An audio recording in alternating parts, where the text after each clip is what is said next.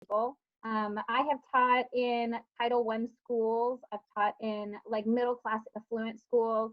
I've been a private instructor. I've also taught in some kind of interesting beginner situations. All of my situations have been homogeneous. I have not had to teach all of us at one time.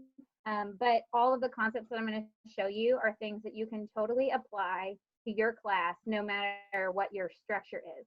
So kind of take what you will from what I'm going to provide for you. I have a slideshow for you that I'm going to have you follow along, and Mr. Liner is going to put it in the chat later. There are some links on here, so you're welcome to kind of click on those, and as we go through, if there's something you're like, hey, that's really cool, I want to steal that, you're welcome to do that. So we're going to get started, if this will let me do it. Yep, there it goes. Okay, so first things first is I want to say a huge shout out to the musical mastery people. This book is what I use to teach all of my beginners program wide.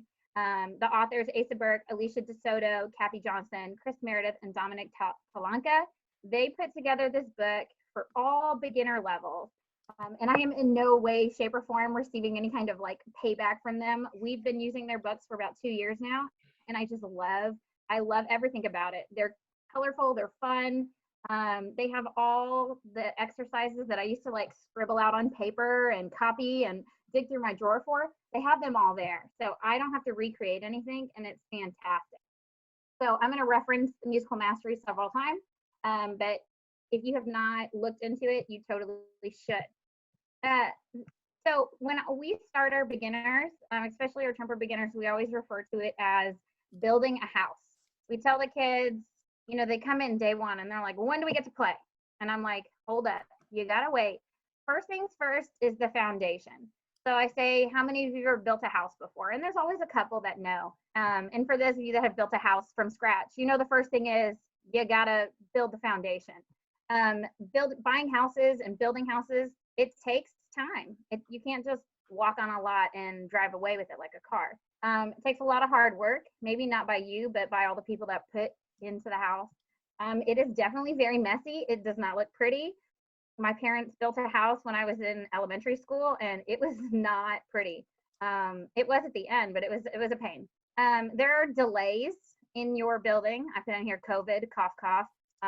There's like a huge delay, which I'm sure we're all dealing with. And it's gonna take a whole lot of people to make it work for you. All right, so instrument selection. So the first thing obviously is getting your kids on your instruments. A lot of us are at that point right now, and we're all trying to recreate the way we do things. I don't know about you, but our district is kind of trying to figure out what we're gonna do. And in a normal year, selection is really important. We can't have any buyer's remorse. We don't want the kids to pick the trumpet and then realize, oh, this is way harder than I thought it would. So we always want the kids to want the instrument. I put up here, do they love it? The desire to play the instrument is like a huge factor. The trumpet ego, it's real, people. I don't know how many of you are trumpet players, but it's a real thing. We have to have a little bit of arrogance about us to make it work, because it is a lot of hard work. And they have to love the instrument, not just the teacher, because teachers come and go, but the instrument is what's going to stay with them. I put on here, does size matter? And then I was like, hold up, I got to fix this. I put in the parentheses, lip size. Does lip size matter? Some people think, oh, you got to have small lips to play the trumpet. I'm not a believer of that. My first job, I was teaching again in like Title I, and I was for lack of a better word, I was the only white person in the room. And we had kids that wanted to play trumpet, and I had to make it work. So I'm not going to look at their lips and say, oh no, baby, let's put you on trombone. That's just not what I'm going to do. I'm going to see what their lips look like when they blow. They just need a flat surface to place the mouthpiece, and they have to be able to manipulate their lips. So I would always encourage you to give a kid a mouthpiece and give them a gun before you stick them over to, like, say euphonium or trombone. Larger lips obviously is way easier to make a sound on those instruments, but somebody's got to play trumpet. So I think you shouldn't always take it up to lip size. Like Mr. Liner over there, he's a trumpet player, and he always says that he's like, I don't have skinny little trumpet lips. So he's a fabulous trumpet player. So I would like kind of be very cautious about lip size. When I'm testing kids, it is vital to me that they are able to buzz 2 pitches. Maybe not exactly a G and a C or like concert F, concert B flat, but they have to be able to manipulate high and low. I don't want the little low tubby buzz, which I'm gonna demonstrate for you. So low tubby buzz, I don't want this. That is not a desirable sound. And I kind of cut out when I play, but that's not a desirable thing. It's kind of wet and fluffy. That's not a real note on the trumpet. Those are pedal tones. We don't do that. So they have to get a high and a low. It doesn't have to be perfect, but they do have to be able to manipulate it, or trumpet is going to totally suck for them. We don't want it to be harder than it is. We start in 6th grade where I teach, and I always tell them 6th grade is hard enough, then you having to worry about how to make a sound on the trumpet. The production should be natural, but you shouldn't have to work too hard. All right. So foundation is most important. When you're building a house, if the foundation isn't good, it's terrible. It's just not going to work for you. So I have a couple of things. So setup. The way my class is set up, we have all trumpets. Like I told you, I usually have about 20 kids at a time, like maybe 20 to 30 kids in my room. I put on here social distancing trumpet style. My kids sit far apart. We sit with like a chair or 2 between us, and I take up the whole room. I space them out, so we have a lot of space. I have different zones for my kids. I have an all-star zone and a splash zone, and I can get more into that later. I don't really start that until after they begin playing, but the all-stars are kids that have proven to me that they can make great sounds, they know how to sit, and they behave well, so they earn not sitting next to me. They get to sit far, far away from Miss Isaacson. And then the splash zone is like, when you go visit SeaWorld and you see Shamu, and then there's like this area where it's like, caution, this is a splash zone and you're going to get wet. I tell my kids, when you sit there, you better watch out because I'm going to get you. So splash zone is that area. And then we always store our cases under the chair at the beginning. We always have them at the ready. We start with breathing. So breathing is always the first thing, and we just kind of talk about keeping it natural, having an inhale and an exhale that aren't held, so straight in and straight out. And we always talk about not breathing through our nose. I tell them we don't want you to choke on a booger and die, and they always chuckle at that. I have really ridiculous middle school humor, so if you don't like my jokes, sorry about you. And we also do counting fun. So this is something I stole from Mr. Red a long time ago. We just count. Like, I'll put a metronome on and I'll say, okay, let's count to 30. And we go 1, 2, 3, 4, 5, 6, 7, 8, 9, 10, 11, 12. And we get all the way to 30 and we hold it out and we go 30. And we do it in one breath. And it's always a game to see who can make it the longest in one breath. And then they all like collapse on themselves and they giggle. And I'm like, okay, let's go to 40. And they're like, no way. And then we do it 1, 2, 3, 4, 5. And we do it with a big, powerful voice. And it's really silly, but it's a way to get them to manipulate and move more air. And it's really fun. So you should try it. Okay, and then I have a picture of pinwheels on here. All of our kids get a school issued pinwheel. They're mini, and I wish I had one to show you, but they're all at school. They're mini pinwheels. Some of them are kind of janky, but that's okay. We make them work. And we just practice blowing the pinwheel. We have mirrors that our kids get. And I get them from like a professional plastic company, and they come in like this giant sheet and they cut them into little squares for us. So the kids have them on their stands, and that's how we do that. And I'll talk more about that in a second. An equipment sample sheet. So all of my kids get a sample sheet, and I'm going to see if I can share this with you. Where is it? Wrong thing. Nope. Yep, there it is. So the sample sheet looks like, where is it? I'm sorry. It's down here. So this is a sample sheet. So they all get a supply sheet that looks like that. Oh no.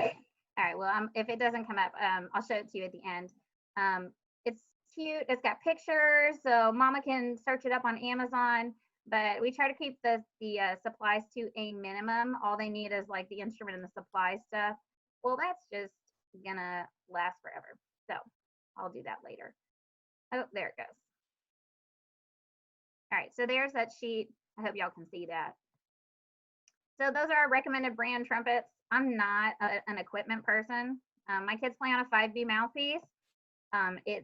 It works for me. I have no complaints with it. I have kids that make great sounds, so 5B is my friend. We have our accent on achievement book is what we use. We ask them to have a tuner metronome, clips, and then a burp. I put on here. It's not some kind of new creation. A burp has been around for a long time. It's a buzzing tool. It hooks on their instrument, and we use that a lot at the beginning. I'm not a huge buzzer, but we do start at the very beginning buzzing. So that's their supply sheet that they get. Let me go back. Sorry. I have like a cajillion windows open. I don't know about y'all. Right. It's not working. Go. Happen. Oh no! All the things. All right, hold on a second. Let me sort my life out. Okay.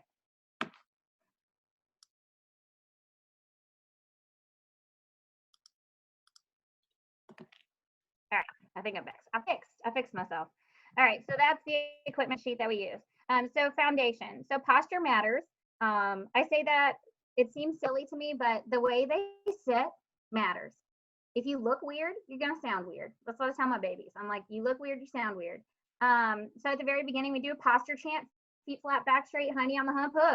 I'm sure you guys have heard that before. I also do a ridiculous thing. I walk on the back of the chairs. I get them to sit in their band posture, and then I parade myself around their chairs. And they, they all freak out, and I almost threatened my life a couple of times. But just to get them excited about sitting on the edge of their chairs. But posture is important, and you got to stick on them about it. They're not going to want to. They're lazy.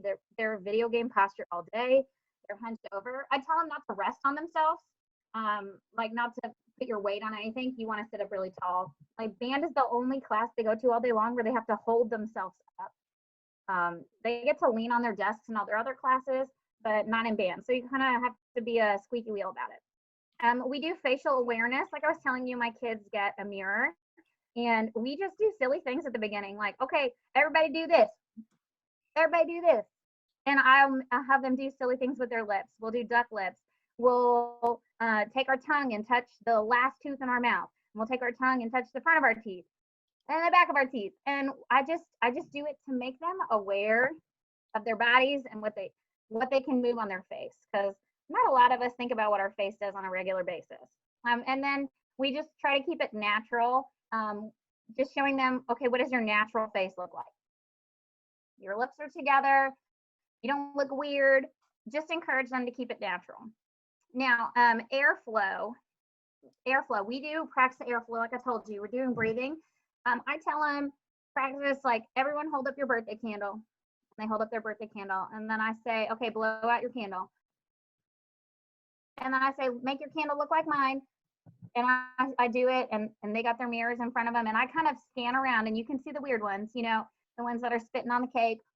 We don't want spitting on the cake. I tell them to be aware of where the wet part of their lip is, and that's really important. Some people will say like the pink part of your lip, or they'll try to do that, and some of our lips aren't the same color, so that doesn't always work. But the wet part is always really important. And then I'll tell them like touch the dry part, touch the wet part. And some kids are like, they're not aware. They're like, what? So I kind of guide them and help them out, kind of get them in that general direction. So you just kind of make them aware of what their face looks like. Natural face, blowing out the candle. And we'll do that a lot. And then again, we'll have the pinwheels. They have their school issue pinwheel, and they'll pull it up and they'll blow on those pinwheels. And we'll do things like, hey, make your pinwheel spin as fast as you can. And they'll go, and their cheeks will puff up. And then I'm like, okay, now do it without your cheeks puffing. And then you can see the kids' brains working, and they're watching their faces in the mirror, and they're working their pinwheels. And then I'll say, okay, now make your pinwheel spin as slow as you can. And like just the focus of those kids trying to spin their pinwheels is amazing. And that awareness of their airspeed will come really in handy later on when we start adding a mouthpiece. Another thing we do is we have a bubble day. Now, I operate on a small level of chaos at all times. I can handle crazy. If you can't handle crazy, you may not be able to do bubble day. But what I do is I buy those bubbles from like the party store, the like tiny little bubbles. So if they spill them, it's not that big of a deal. And I give them each a little bubble canister, and we open them together, and I just let them blow bubbles and have fun. We take silly pictures, and then okay, everybody stop. Okay, get your mirror out. Now I want you to blow lots of tiny bubbles. And when you blow tiny bubbles, you have to blow fast, cold air. And I'll tell them that, or I'll ask them. I'm like, okay, well, what kind of air are you blowing to get tiny bubbles? And there'll be some kid who will say the right thing eventually. And I'll tell them, yeah, that's right, fast, cold air. And then I'll say, okay, now everybody stop blowing your tiny bubbles. Now let's see who can get the biggest bubble. And then all of a sudden they have to change their airspeed because now they have to focus on getting that big old bubble. And we celebrate the big bubbles and we freak out and they all try to make bigger bubbles than me. And then we talk about our air. Okay, well, let's do tiny bubbles again. Tell me about your air. Okay, good. Now let's do big bubbles. Okay, now puff your cheeks out and look silly. Okay, you look ridiculous. You're never gonna get a girlfriend, so don't do it again, you know? So we have fun with it and we're really silly, but kind of just making them aware of what your air is capable of doing. And then we also do, yes. We had a private message me on the chat and was asking, how do you explain air support? Air support? You know, I don't really, I just think about like the candle situation and getting them to put their air in front of them. I don't necessarily talk about like using their tummy muscles. When we start like manipulating pitch later, we talk about adding their tummy muscles a little bit, but I think a lot of it comes down to like the bubbles and the pinwheels. Well, it's a visual for those kids and they can see how to get it to work, especially when the kid next to them is making a huge stream of bubbles and then some kids don't. And it also makes it aware for you to like watch out, like, hey, that kid kind of struggles getting his air to move, and you can kind of stick on him a little bit while you do those. But I think air support kind of comes as it goes. I think as long as your air is working in the right way and you're getting a lot in and a lot out, it kind of does its work. Now, when we start talking about producing a buzz, I do air to buzz. That's my method, and everything we do before that leads up to it. So we do a lot of like blow out the birthday candle, blow out your pinwheel, and then I'm like, okay, now hold your mouthpiece. Okay, now blow out the birthday candle. Okay, you know, and the bell will ring, and it takes forever. But we start with just 2 fingers and a thumb on the mouthpiece, and I tell them, lick your lips, and then I go around and I set their mouthpiece on their face, and I set it, and I'm not too picky. I set it where I feel like it's gonna fit well. So I'm like, I'll go around, okay, blow out your birthday candle, and I'll set it on their face, and I'll say, good, sit there. And we'll do that, and we'll bring our mouthpiece up, and then we'll talk, and we'll say hello, and they'll say hello, and we'll just talk back and forth, and I'll say, notice, I don't know if you can hear me, but I'll say, notice how I can talk to you with my mouthpiece on my face. And I might say like, well, why is that important? And some kid will say something stupid. And then some kid will say, because you can breathe. And I'm like, that's right, because we breathe through our mouth. And so I'll demonstrate, okay, good. Now we're gonna blow out our birthday candle through our mouthpiece, and we'll go. And I don't know if y'all can hear that, but I call it turbulence. When I blow through the mouthpiece, it creates like a sound like when you're in the airplane and the air is rushing by. And so we'll be aware of just the air. So we'll do a lot of that. We'll spend days just doing that air buzz, and then we'll pull our pinwheels up and we'll do the same thing. Okay, make your pinwheels spin fast, make your pinwheels spin slow. And we bring it all back. So they're accustomed to it. They're accustomed to manipulating their air, and then they add the mouthpiece. And then that magical day will come, and I'll say, okay, watch me. And I'll go,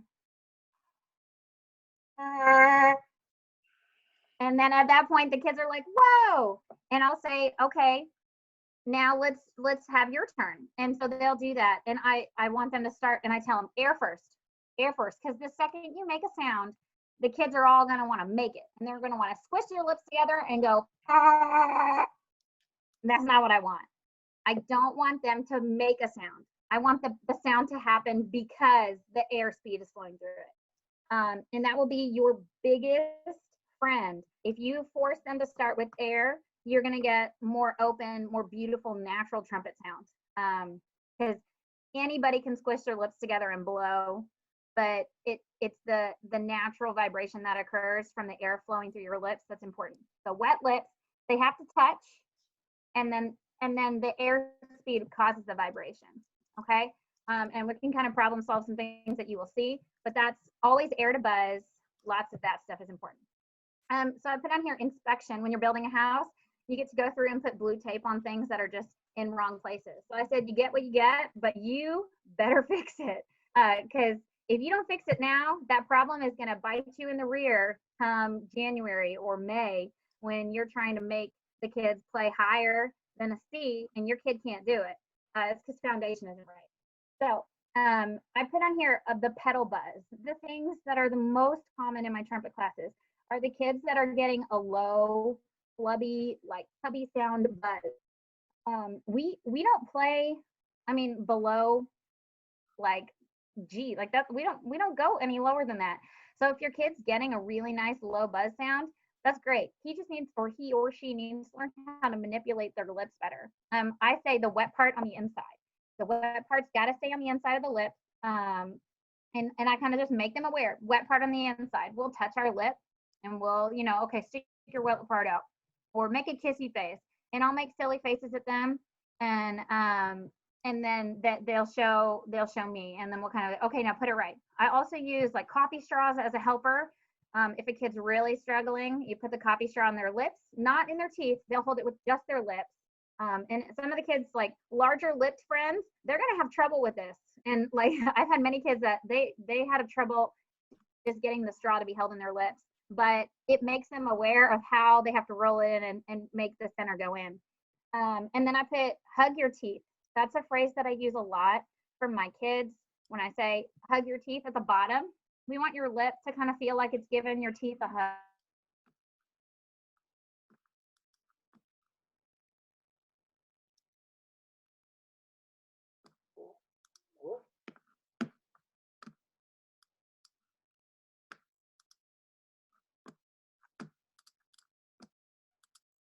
And it's usually like a really sweet kid. And they're blowing and nothing's coming out. That's my favorite because that means when they do make sound, it's going to be beautiful.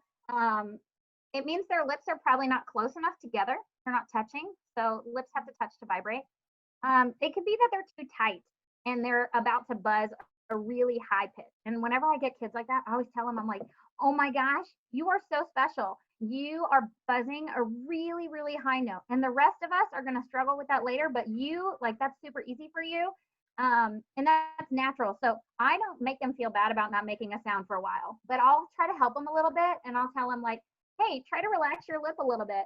And I'll kind of give them some pointers to relax. And then I myself will place it on their face. And most of the time, I'll go back to the, okay, blow out the candle. And when you do that, you can see kids, they want so much to please you and they try so hard. So when you do that and you say blow out the candle, the kids, you can see them, they'll go, and I'm like, no, just put your lips together, take a deep breath in.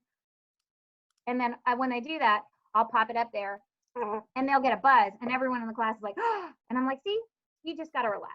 And they kind of have to learn how to relax. It's mostly my uptight kids that get that really high pinched buzz, but don't let them force the sound. And you as the professional are going to have to learn what a forced buzz sounds like and what a fuzzy buzz sounds like.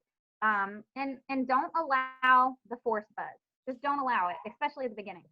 And then I tell the kids the bottom lip controls the register, or like how high you play. The top lip controls the vibration. So you as the professional, if the kid's too low, oh, okay, let me check your bottom lip. Okay. If they're not getting any vibration, okay, let me check your top lip. Are you touching? And then I always put wet lips. Just make sure they're wetting their lips. Okay. Again, I put on here, watch out for the bungee chin. So we'll also have a kid who has a bungee chin and I'll say, okay, everybody make a bungee chin. And then people are like, what? How do you make a bungee chin? And the only way I can make a bungee chin is if I squish my bottom lip out. and it makes my chin really attractive and bunchy. I'm sure I'm like doing this for all these fabulous people. I hope you like my bunchy chin. So, and I tell them I was like bunchy chin, and then I say, look at that. What part of my lip is sticking out? And then they say, oh, the wet part. And I'm like, that's right, and that's not supposed to stick out. Puffy cheeks. It works. It works for some fabulous trumpet players, but it ain't gonna work for us. Keep it tucked in. Teeth hug your cheeks. Or I said that wrong. Your cheeks hug your teeth. I said you gotta watch out for playing on the inside, especially with our larger lipped friends. They're gonna want to play on the inside of their lips, and don't let them do that. I would be very aware of where the placement is on your top lip. I've had trumpet players that have slowly slid down where they barely have, I don't know if you can see this, but they have the rim of the mouthpiece is barely on their top lip, or it's like covering, and they barely have any lip to vibrate. And it'll work great from C to G, and they'll be rocking and rolling all the way until December. And then you're going to start going up, and then their world is going to shatter. So just make sure it stays up and it doesn't drift away from their nose. Along with that would go like teeth, teeth together. I think it's pretty common. Most people don't play with teeth together. I've really never encountered a kid who does that, but just make sure you address it. But going along with the angle would be your head angle. So more and more, I see trumpet players that play downward. Oh, snap. It's okay. It's all good. It's good. All right. So, head angle, the teeth and the trumpet should be in line with one another. So when you blow, your air should move. It moves slightly downward, not straight out, and definitely not down. I have a lot of kids in my beginning trumpet class now that have developed this right here, where the bell goes up and the head goes down. That's a big fat no-no. And even I have encountered it. So what I do, I wish I had another one to show me, but I'll grab the bell in their head and I'll push them in opposite direction. So I'll go, I get all in their personal space. Maybe not anymore because of, Corona, but whatever. And I'll just push them, trumpet and head, and I push them away. And I just tell the kid, keep your head up. The kids they want to duck down, or like they feel insecure about themselves. So they want to look down at the trumpet, especially when you start moving fingers, they start to look down. So head up, trumpet, bell down. Not too much, okay? We don't play the clarinet, so it shouldn't be in between your knees. And then I put, watch out for tension. Tension is the enemy. Shoulders, keep it down. And kids don't even realize I do it. I walk around my class constantly, and I'll just tap the shoulder, and then they go, oh, and they're like, oh, it feels so much better, thank you. So you're kind of the police. You kind of walk around, encourage them, but those are the things you gotta watch out for. Next. Gonna work. Let me do it. The boring stuff that I put on here. It doesn't have to be boring, but this is when your kids are gonna be like, when do we get to play our instrument? And this is where this is so important. I put tone, tone, tone. The main focus for you should be tone quality. Nobody's gonna want to hear your trumpet player play all the scales in the world if they don't sound like a trumpet player. I think middle school trumpet can be some of the most offensive stuff that you hear. It makes or breaks a band big time.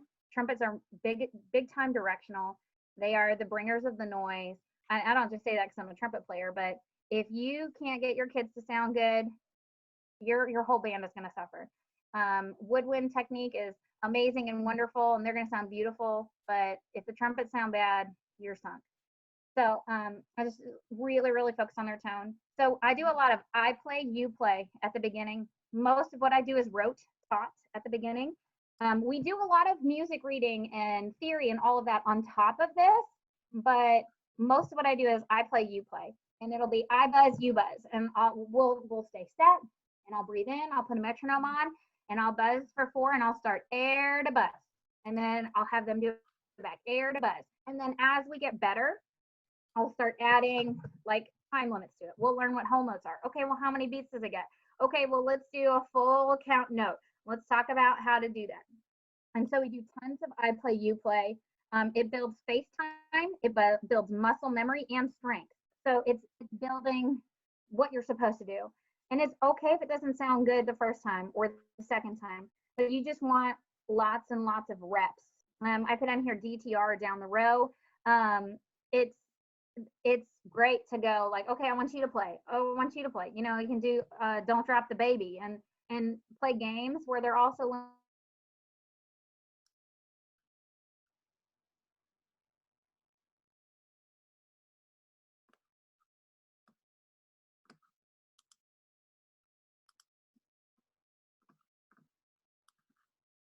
I'm adjusting. I'm talking to kids. I'm snapping at kids. I'm pulling kids off the rafters.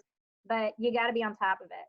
And then I said you can use a harmony director or sing. If you are not a trumpet player and your skills are not the best, and you think maybe I shouldn't model for them, then don't. Get a harmony director, throw it on hold, play the pitch. Tonal energy has a fabulous way to drone. Technology is amazing these days. I don't think it should be an excuse. Find something that can produce a characteristic tone for you and do it. I do a lot, like I have a harmony director. I do a lot of singing because I'll walk around. I may not have my trumpet all the time, but I'll sing like, okay, play this note, and then I'll play it, and I'll say, do it again, and they'll do it again. I sing talk or metronome speak, so everything's constantly moving.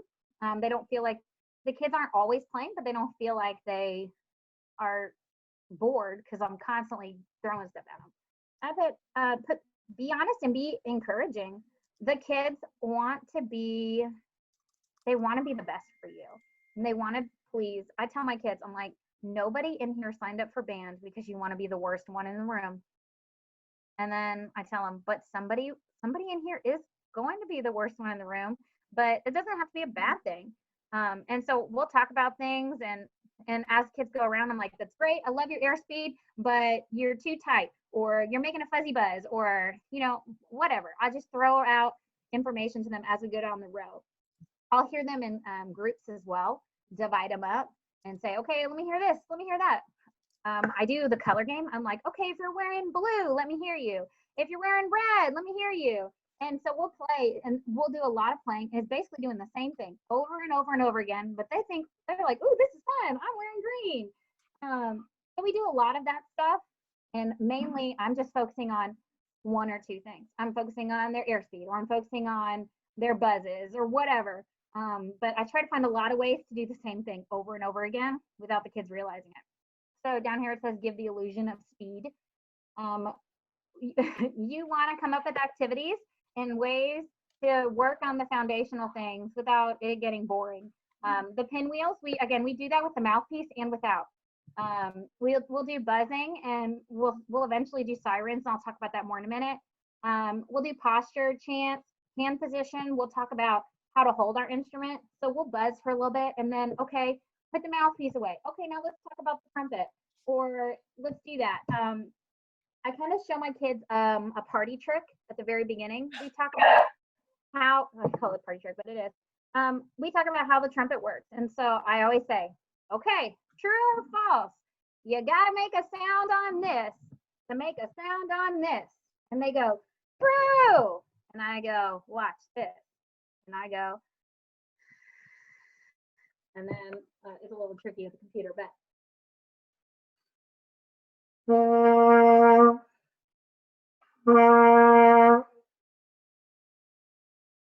usually your mind, creates the resistance, creates the buzz. All you gotta do is put the air in the right place. The trumpet just wants to play. My trumpet professor, Mr. Reddy, always used to say, it wants to play. It's playing. That's a concert B flat. It's playing its name.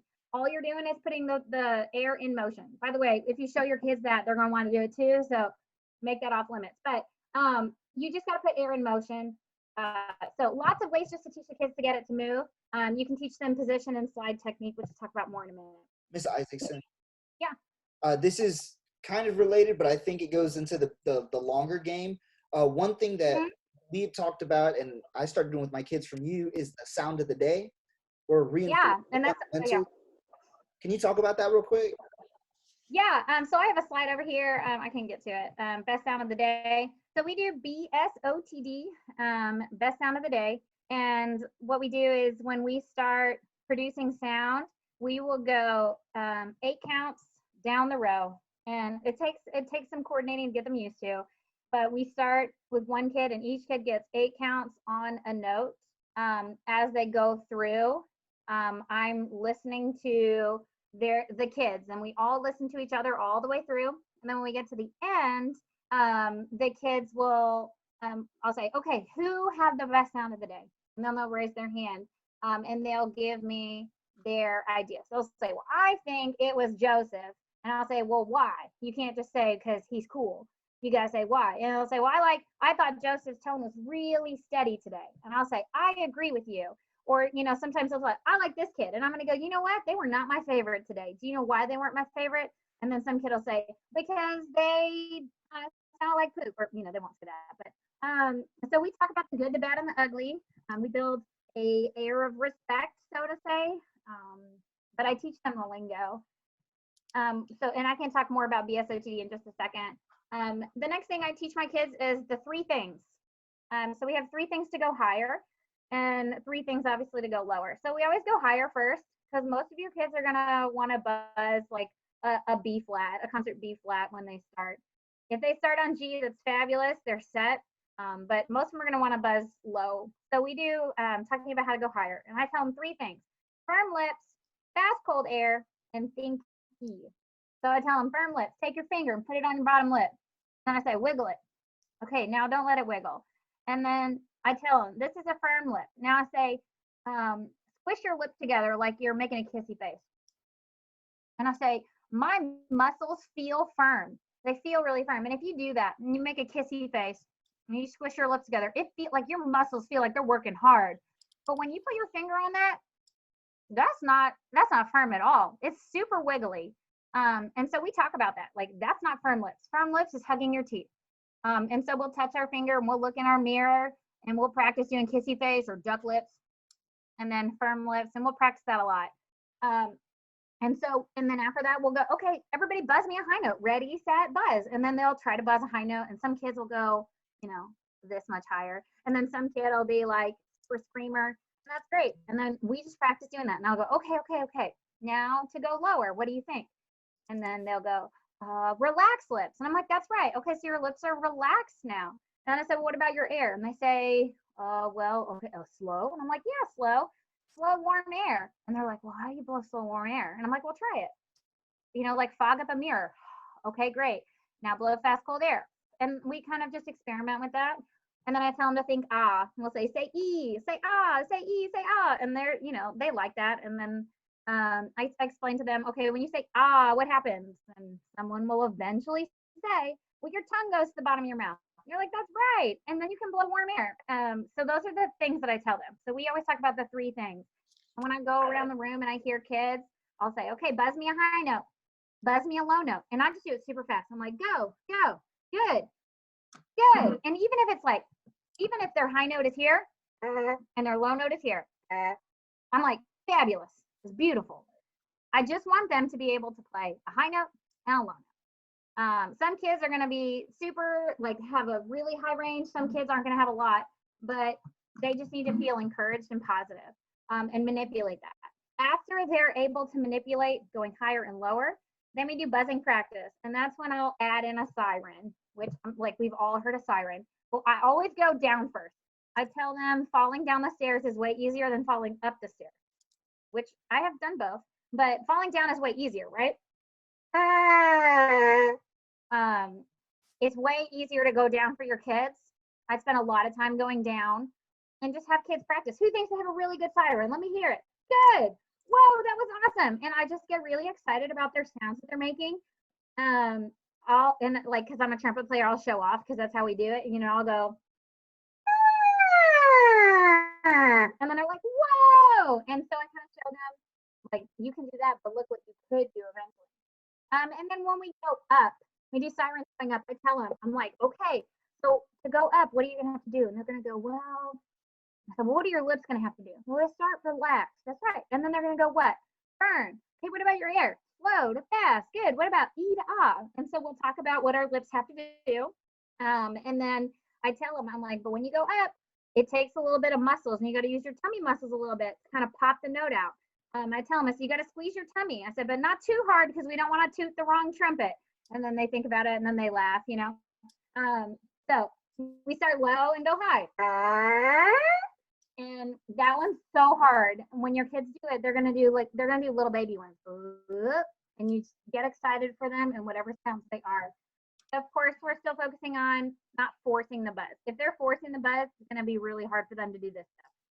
And after they can manipulate the pitch, this is like weeks on weeks of stuff.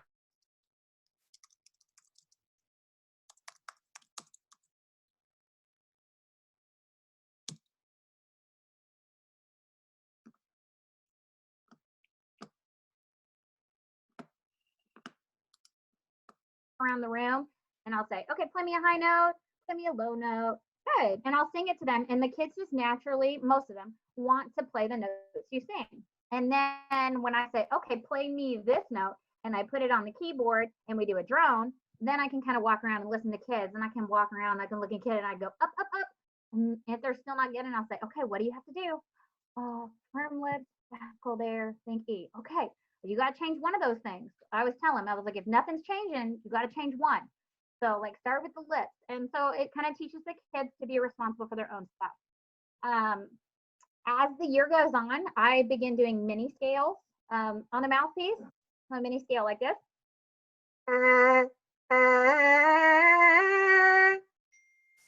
So no tongue. All smooth, using one instrument. But I don't really give them instructions on how to do it, but I listen to them, and if they're tonguing, I tell them, no tongue, just do air only. And the kids naturally will do it. And then we'll go down, and then we'll go up and down. And then I'll slowly start sneaking more notes in there. But we do a lot of keyboard work just on the mouthpiece to warm up. And again, no tongue on that. Okay, so then adding the trumpet. All of that is the stuff that we do mouthpiece only. Now, if you have a burp, you can be adding the burp as you go. And they can be holding the trumpet and gaining that muscle strength. But this is kind of what it comes. So I'm going to show you, I always teach my kids how to hold it, how to put it together, how to take care of it before we ever start playing it. So I put assembly and maintenance and hand position. I said they have to earn their trumpets. We do a parts of the instrument quiz, and they have to ace it. Like I tell them, everybody has to get 100 or we don't play trumpet. So they kind of encourage each other, and we'll do like a touch and tell. So we'll learn how to open our cases, always on the floor in their own little personal trumpet bubble, and we'll open cases, and then we'll do the singing angels thing. You open the case and you go, oh, because it's your baby. And then we'll do touch and tell, and I'll say like, okay, well, this is the first valve. Okay, touch it, wiggle it, and I'll let them like get their wiggles out that way. And I'll say, okay, and we learn all the parts of the instrument and how they work and what they do. I also explained to them that the trumpet is like a speaker. I was like, it's just a really fancy speaker. I said, this amplifies this. I said, so if this sounds like junk, what's this going to sound like? And they say, junk. And I'm like, that's right, amplified junk. So if this sounds good, this is going to sound fabulous. So we just talk about like, this isn't going to change when we put this in this. It's going to be just like an amplifier. And there's a cool trick where you can like take your phone and put the speaker up to it and like play a song through it. Works really good on the euphonium, not so much on the tuba, but it works really good on the tuba, or I'm sorry, the euphonium. You like put the speaker up and you hook it, and it like amplifies the sounds, kind of like sticking your phone in a cup. So that's another party trick I'll show them. I'm like, it's just an amplifier. So we talk about how the instrument works and what happens when you push down this button. Where does the air go? It goes in here, that's right. And we talk about, you got to push the button down to pull the slide off. And they learn all the proper technique to take care of their instrument before we ever take it out of the case. When we do oiling of our valves, I teach them in a kumbaya circle. We have like trumpet picnic, and we take all of our stuff and we come and we sit down in a big circle, and I sit in the middle, and we get napkins and all this stuff. And I teach them, okay, unscrew all, and I'm like super anal. You can tell. We unscrew the valves, and we go one, and I, like, don't twist that, don't twist that. And I'm helping them all, and we pull them out, and I tell them it doesn't come out more than that. I don't know if you saw that, but we don't pull it out very far. If your kids start pulling valves out, they're going to be oiling their valves for like 25 minutes. And I'm like, this should be less than a minute. So I teach them how to do it super fast. That's just the way I want them to work and to work. There's a link here. It's Band Directors Talk Shop resource. They have this fabulous thing, which is right here. It's trumpet maintenance. They have it for all the instruments, and it's words step by step how to oil your instrument, how to care for it, what you should do, how often you should grease your slides. We have this resource, and we give it to all of our kids. And so, like when the kids like, oh, I forgot how to oil my valves, and I go, well, go look at your paper. And then we always do, I call it the idiot test. I don't know. I probably get in trouble for some of the things I say, but I call it the idiot test. So after we oil our valves, I teach them what the valve guide does, and we listen for the click, and I say, make sure it clicks. And then, you know, that way when kids oil their valves and they're like, Miss Isaacson, my trumpet doesn't work. That's not my not smart kid voice. And they say, my trumpet doesn't work. And I'll go, did you pass the idiot test? And then all the kids will go, uh-oh. And then I'll go and I'll click it. And then I'll go, oh, no, you failed. So we learn that pretty quickly because that's like one of those big pain in the tissue things that you have to deal with a lot. Positions and finger wiggles. The left hand holds the trumpet. And that's not like earth-shattering news to anyone. Left hand is the boss. That's what it does. I teach my kids to put their pinky up here. Some of you might do this or like middle finger. I had small little hands as a kid, so this worked great for me. If you have some like humongo, like Hulk-sized hand person, and they want to put their middle finger in that ring, that's fine. But I have not encountered that many big sixth graders, so I always teach them this way: thumb in the saddle, pinky in the ring, 2 fingers hold around. That's what I do. Right hand.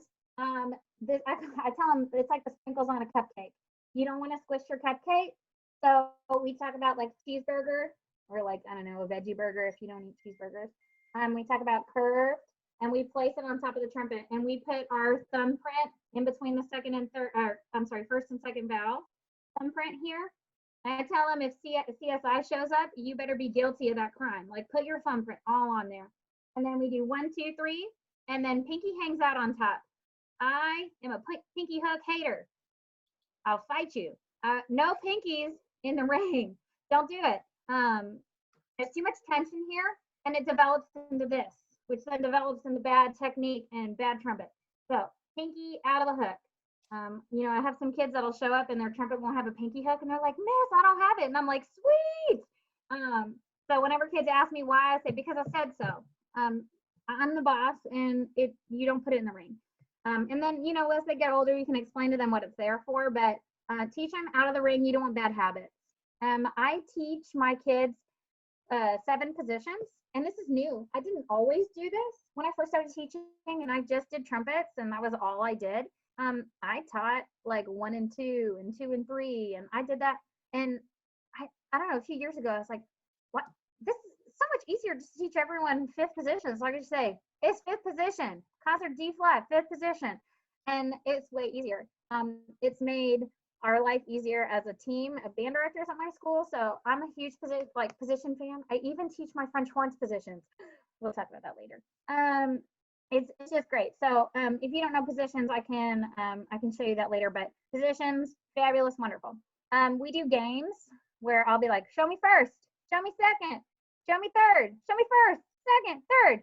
And the hardest one for them to learn is 3rd position because they want to do this. And I tell them that's nothing. We don't have that. Some kids might ask, well, what is it? And I might tell like those really smart go-getter kids, well, that's an alternate position for 1 and 2. And they're like, well, why don't we do that? And I'm like, because that's silly. We're not going to do that. So we do games like that. And then I will teach them some rote songs towards the end where we'll do Let's Go Band or something. And I'll go 1, 4, 3, 2, 1. And some of my like really fabulous kids will go home and learn songs before they ever learn songs. Because I'll teach them like, hey, 1, 4, 2, 1, 4, 3, 2, 1. And then they're like, what? And they'll go home and they'll learn a song. Some kids won't, but we do a lot of rote songs just for fun. Miss Isaacson. Yeah. What would you say to people who, because some in the chat, somebody asked about how often you get to see your kids. And so if you didn't see Miss Isaacson gets the opportunity to see your kids 45 minutes a day for 5 days a week. But what would you say to people who don't have the same time or the same class structure to at least achieve some of what's happening? I think if you have brass, you can do a lot of the same stuff. Like if you have all brass together, you can totally apply these concepts for them. I think you would just have to move at a slightly accelerated pace or limit the amount that they're capable of doing. Like I think it's perfectly okay if you don't get to that thing with your beginners. Um, if the foundation is solid, you can cram music down your throat all you want next year or later. But I think just taking your time and finding the things that are important. The foundation is most important. Do they understand how their instrument works? Do they know how to sit? Do they know how to manipulate the sound and how to make a beautiful sound? Those would be the things that I think would be the most bang for your buck, is just to really invest in the sound production. I know they're going to want to play songs, but you got to kind of pace yourself. Starting to like force the trumpet too soon and the buttons and playing songs. Some kids are going to be really successful, but most of your kids are going to start manipulating their sounds to make things happen. And we just want it to be easy. Whenever we introduce something new to my kids, they've already seen it or I've already told them.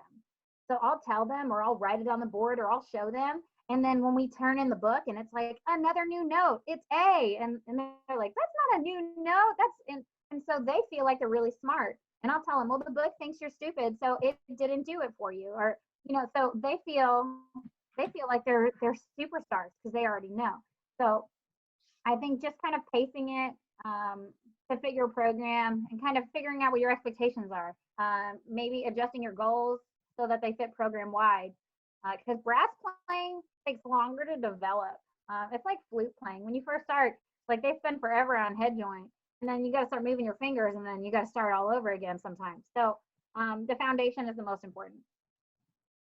Here is the parts of the instrument. This is from Musical Mastery. This is the thing that sold me. I saw this and I was like, I was using some like laminated sheets that I had like Sharpied and whited out and and it was super not fabulous. And I saw this and it was beautiful. So this is what my kids have in their books, and this is what we learned.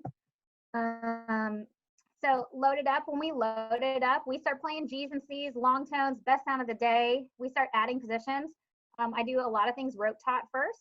So we'll play high, low, and then I'll play games where I'll play it and they'll echo it back to me.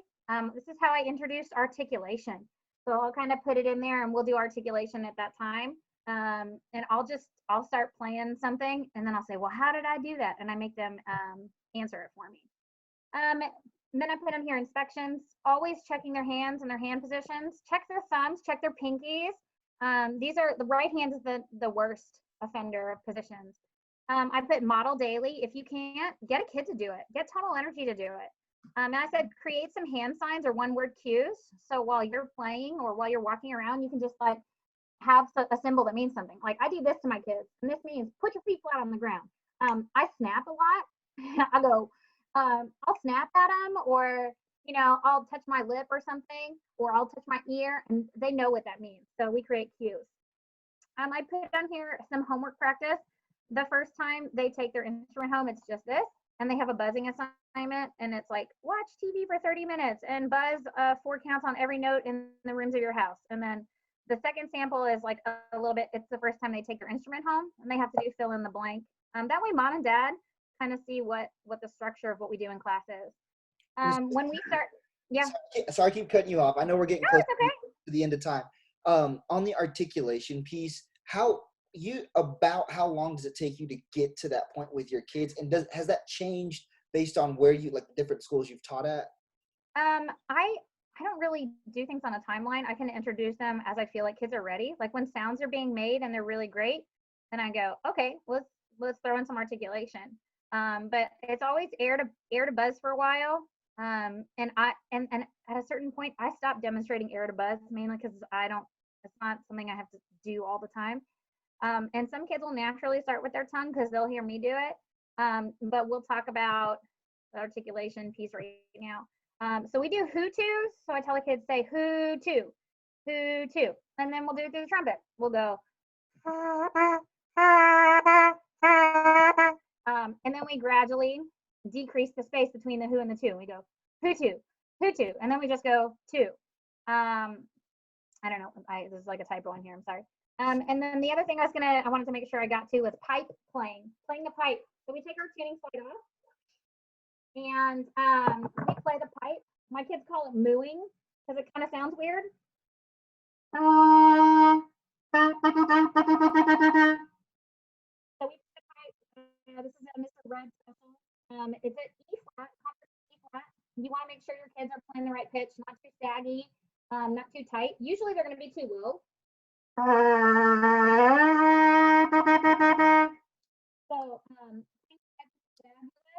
I always go back to the pipe. When kids sound weird or the parents sound weird, we go back to the pipe.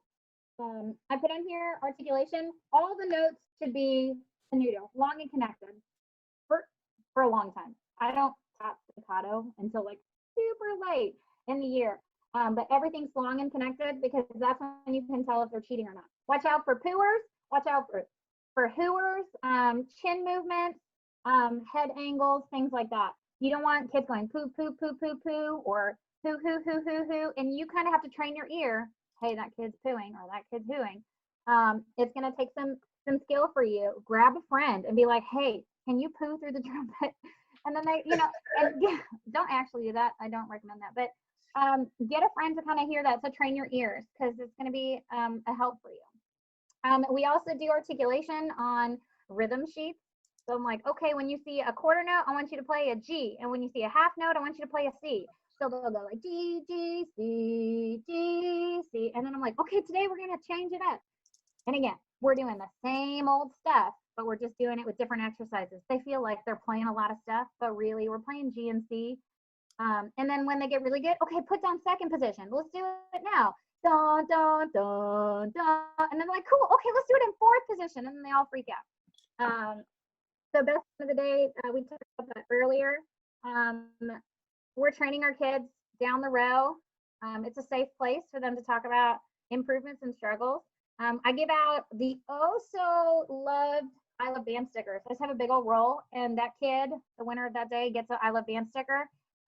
We pick the winner, I tear it off, and we give them a one clap. And we go, give them one clap, 1, 2, 3, and then we go clap. We say clap, I don't know why, probably because we're holding instruments.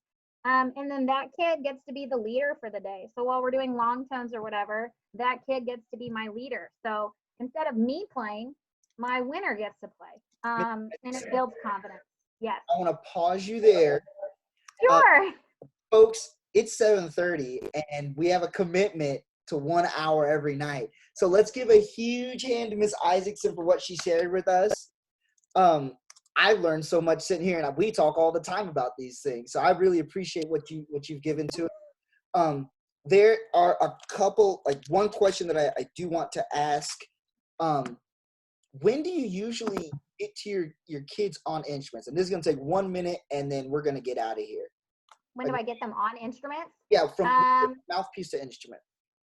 Like when we actually load it up and make a sound. I don't know, like late September, because we do a lot of theory stuff first, and we don't play until most of the kids all have an instrument. But we're rolling and going usually by October time. So it's pretty simple. You kind of just do the mouthpiece thing. You kind of have to feed them a token a little once in a while because we do a lot of mouthpiece work. And then we'll load it up in the instrument, and we'll take a deep breath, and we'll blow, and then the bell will ring. And I'm like, all right, see you tomorrow. And then we'll pack up. So I kind of stretch it out and create like a hyped up situation. So when we finally do get to play, it's a big deal. Yeah. But it's usually a while.